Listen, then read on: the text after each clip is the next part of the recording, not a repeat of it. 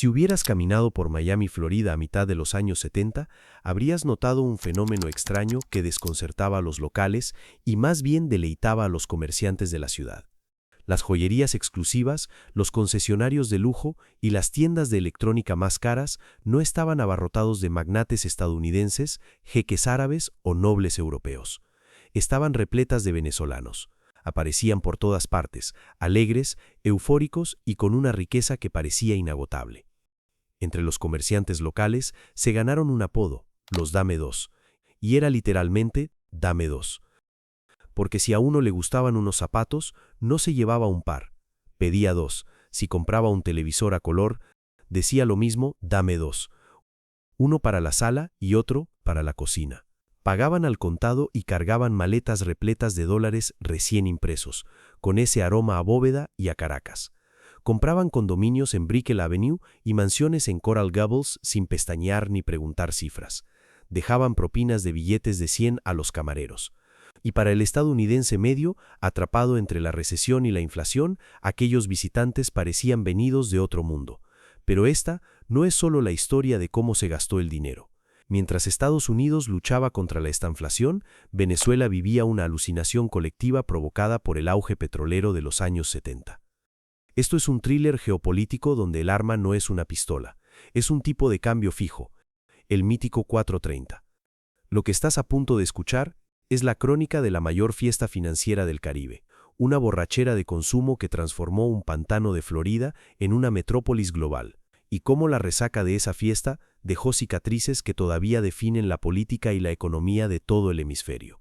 Bienvenidos a la era de la Venezuela saudita en el exilio.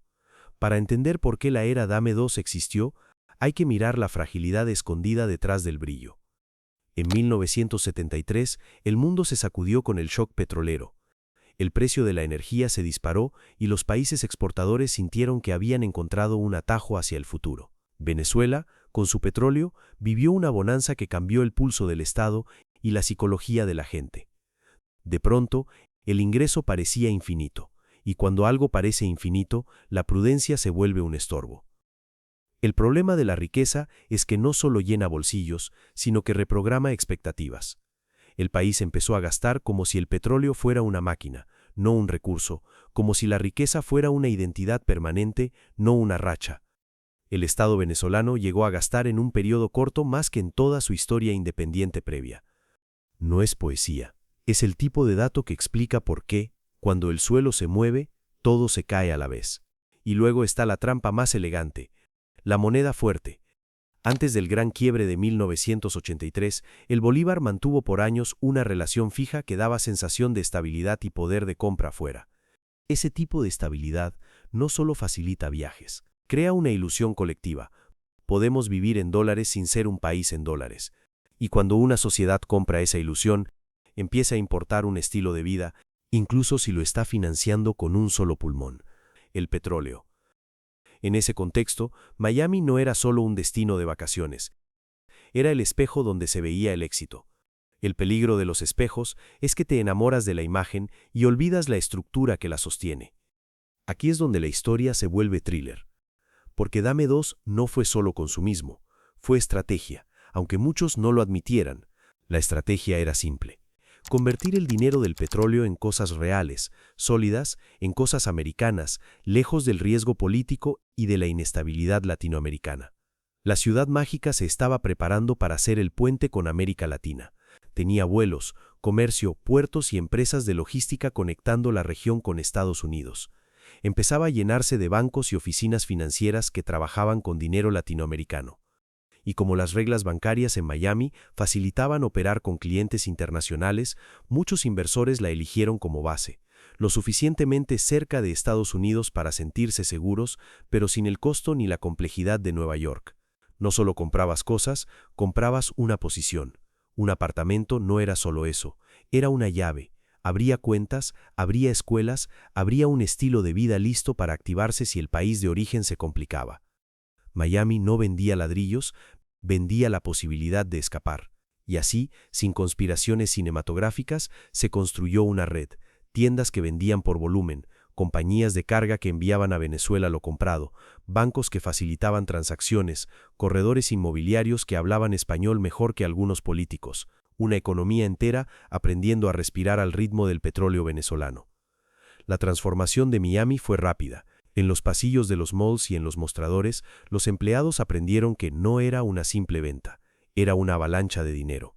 La frase "está barato, dame dos" se volvió un sonido de caja registradora. Ese consumo masivo no pasó desapercibido. Miami se adaptó para servirlo con más tiendas, más servicios en español, más vuelos y más empresas de envíos. Pero el verdadero cambio llegó cuando la compra impulsiva se convirtió en inversión. Porque comprar 2 televisores es pasajero, pero comprar 2 condominios, eso cambia una ciudad. Miami, que antes era más un destino turístico que un centro financiero, se llenó de edificios pensados para compradores extranjeros, incluso si no vivían ahí. En 1987, una crónica muy citada retrató a muchos turistas venezolanos en Miami como el símbolo del nuevo rico. Compraban de todo, y no solo cosas pequeñas, también condominios. En Venezuela el fenómeno se hizo tan conocido que terminó convertido en sátira en una película de los años 80 titulada Adiós Miami, como si fuera el retrato de una generación que confundió una buena racha con un futuro asegurado. Mientras todo eso ocurría, Miami también crecía por dentro. Cada dólar que llegaba no venía solo. Detrás aparecían abogados, contadores, agentes inmobiliarios. Así funciona este tipo de economía. Cuando entra dinero grande, arrastra a toda una industria que vive de ese dinero. Lo más inquietante es que este tipo de crecimiento se siente limpio desde afuera. No tiene el drama de un golpe de Estado, ni el ruido de un conflicto. Por eso funciona tan bien, porque parece progreso natural cuando en realidad es dependencia importada. Pero toda historia de dinero rápido necesita un día de quiebre. Y para Venezuela, ese día fue el Viernes Negro, exactamente el 18 de febrero de 1983. Cuando llegó la devaluación y cambiaron las reglas del tipo de cambio, el gobierno venezolano no pudo sostener más el modelo del 4.30. Ese viernes el bolívar dejó de sentirse fuerte de un día para otro y el sistema colapsó. El impacto en Miami fue instantáneo y brutal, como si alguien hubiera apagado el interruptor de la luz en medio de una fiesta. Las tiendas de electrónica vieron caer sus ventas un 80% de la noche a la mañana. Los desarrolladores inmobiliarios, que tenían torres de condominios reservadas con pequeños depósitos de venezolanos, vieron cómo los compradores desaparecían. Nadie podía pagar las cuotas restantes porque sus bolívares ya no valían nada. El flujo de efectivo se detuvo en seco. Miami entró en shock. La ciudad se dio cuenta de cuán adicta era al dinero venezolano. Hubo una ola de ejecuciones hipotecarias en los condominios de lujo. Los bancos de Florida que habían prestado dinero basándose en garantías venezolanas se encontraron con carteras tóxicas. El Dame dos se transformó en No tengo nada. La arrogancia del turista rico fue reemplazada por la angustia de la clase media atrapada. Muchos tuvieron que vender sus propiedades en Miami a precios de remate, para poder sobrevivir en una Venezuela que entraba en una espiral inflacionaria de décadas. Y aquí viene el giro. Aunque Miami dejó de recibir ese flujo de efectivo, no perdió con el colapso, se quedó con lo comprado. Lo que para Venezuela fue ruptura, para Miami fue consolidación. Una porción del patrimonio venezolano quedó anclada en Florida como un recuerdo material de un sueño que se desinfló. Hoy, 4 décadas después del Viernes Negro, la relación entre Venezuela y Miami es una versión distorsionada de aquellos días de gloria. Los venezolanos siguen llegando. Pero ya no son empresarios petroleros comprando propiedades de lujo.